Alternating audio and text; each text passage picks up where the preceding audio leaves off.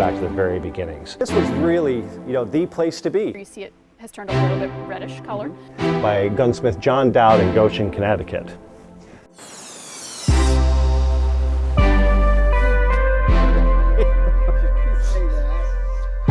So he died in March, and he was going to be buried. And they're lucky.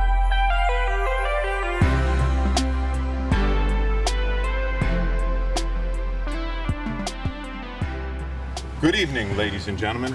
My name is Andrew Martin, and I am one of the residents here at this site. I was beloved by this town, as you can tell by my final resting place. Its size and beauty is a reflection of the people I have met and the many lives I have touched in my travels. I was born May 26, 1860, in Jersey City, around the time of the infamous Taylor's Hotel, also known as Fort Taylor's by some. You'd think, being born so close to such a historic hostelry, that hotels and hospitality would be in my blood. You would be right. But it wasn't in fact there where I had my start. It was here, in Manchester, Vermont, at the Equinox House, where I began my career. I was 18 at the time. I believe it was 1878.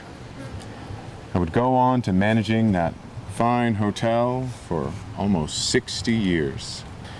Earlier on in that 60 years, my talents in hostelry were noticed by Franklin Orvis, and he and I pioneered 2 hotels in Palatka and Jacksonville, Florida. I would then go on to, in the later 40 years of my life, managing the Equinox House in the summers and managing 2 hotels in Augusta, Georgia in the winters. While managing the Bonaire in Augusta, Georgia, there was a terrible fire, and the hotel was destroyed in 1921.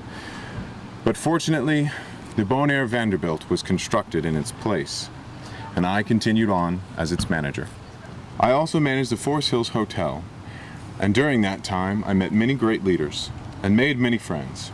So many so that the New England Hotels Association arranged and met at a dinner dedicated to me, Uncle Andy.